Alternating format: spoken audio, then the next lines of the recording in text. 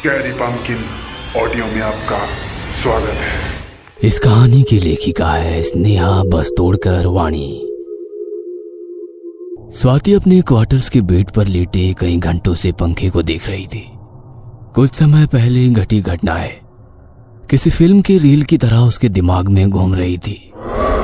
झुंझार राव का वो मृत्युंजय बंगला, वह बोलने वाला गुड्डा जिसने स्वाति से संवाद कराने का प्रयास किया था, वह स्टोर रूम, वही घटी घटनाएं, वहम था या सच? और शीला टीचर? ये सोचते हुए वो अपनी बेड से खड़ी हो गई और तभी उसकी नजर खिड़की के बाहर सामने वाले शीला टीचर के कमरे पर गई। रात में घटी घटनाओं को वो एक बुरा सपना समझकर वो शीला टीचर की कमरे की ओर देखती रही। स्वाति टीचर।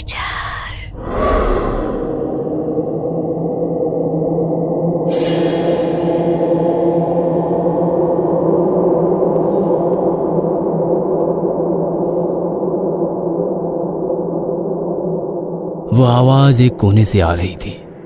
कोने में एक सफेद आकृति थी। स्वाति टीचर, आप उस दानव के चुंगल से छूट गए। इसके पीछे कोई तो वजह है।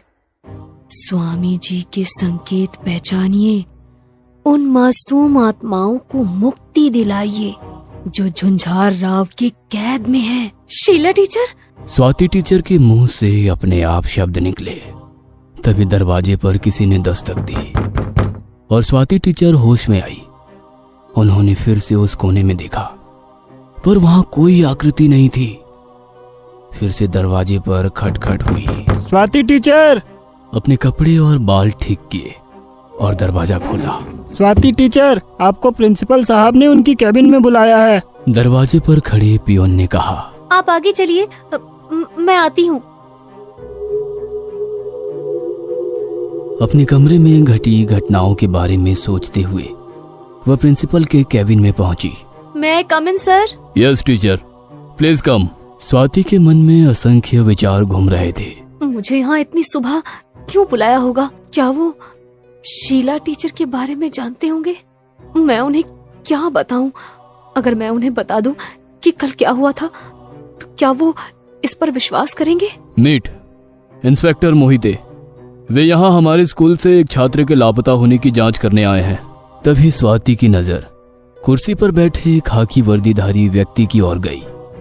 उन्होंने स्वाति को देखा और हाथ मिलाने के लिए अपना हाथ बढ़ाया। स्वाति ने भी हाथ बढ़ाया और तभी शीला टीचर के बोल उनके मन में घूमने लगे। स्वामी जी के संकेत पहचानिए, उन मासूम आत्माओं को मुक्ति दिलाइए जो झुंझार राव के कैद में है। उन मासूमों की आवाज उसके कानों में गूंजने लगी।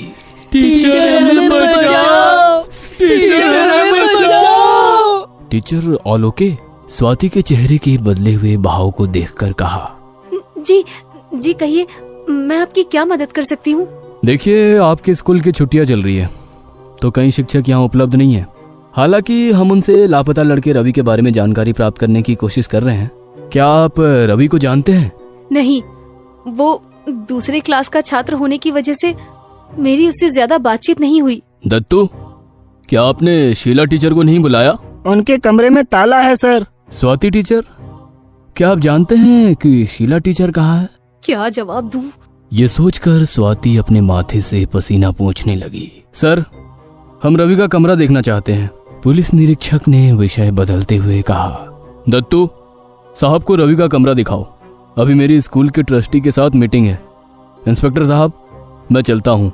जी कोई बात नहीं, मैं स्वाति टीचर से कुछ और बात करना चाहता हूँ। अब केबिन में केवल स्वाति और इंस्पेक्टर मोहिते बैठे थे। टीचर, जब आप रवि के बारे में बात कर रहे थे तो आपके चेहरे का रंग क्यों उड़ गया था? ऐसा लगता है कि आप हमसे कुछ छुपा रही हो। सर, मैं आपको वो सब कुछ बताती हूँ जो मैं जानती हूँ। मुझे नहीं पता कि आप मेरी बातों पर विश्वास करेंगे या नहीं, लेकिन मैं आपको अपना पूरा समर्थन करूंगी। दरअसल मुझे आपकी मदद की जरूरत है। स्वाति ने इंस्पेक्टर को रात में घटी सारी घटना के बारे में बताया। आपका शक सही था स्वाति टीचर। क्या आप सच में मेरी बात से सहमत है सर? आपका यही शक सच था टीचर कि मुझे ये सब मनगढ़ंत बातें लगेगी। अपने स्कूल के बच्चों को ये सब मनगढ़ंत बकवास सुनाना। आपकी और शीला टीचर का किया कराया छुपाने के लिए इतने बड़े आदमी पर आप शक की सुई घुमा रहे हो। ये क्या कह रहे हैं आप? मैं सच कह रही हूँ सर। मुझे पता है इन सब बातों पर विश्वास करना बहुत मुश्किल है। इस किडनैपिंग में शीला का ही हाथ है या आप भी इसमें शामिल हो? सर आप ये क्या कह रहे हैं?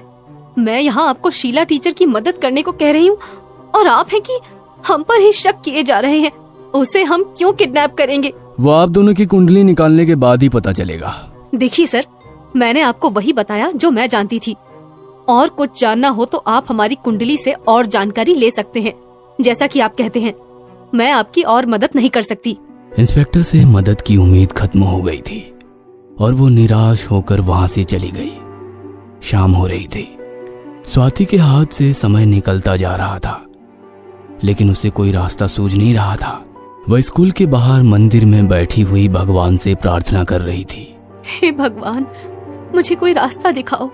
मेरी सारी हिम्मत खत्म हो रही है। मेरे पास इन काली शक्तियों से लड़ने की ताकत नहीं है। मुझे कोई रास्ता दिखाइए स्वामी। अचानक से उसके मोबाइल की घंटी बजी।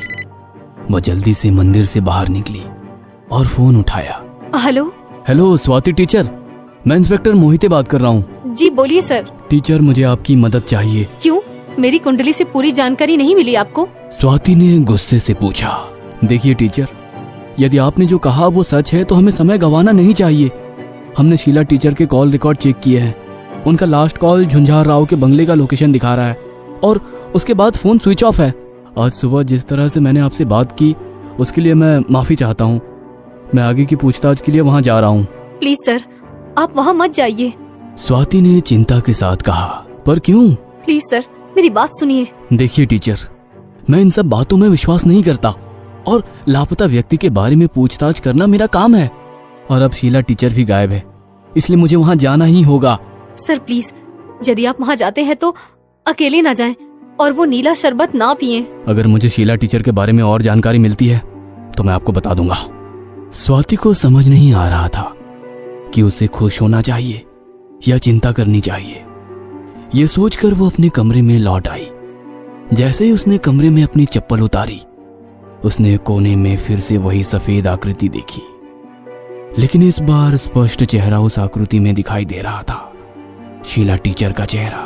स्वाति टीचर, ये क्या किया आपने? आपने उस काले साए में एक और मासूम आत्मा को जाने दिया।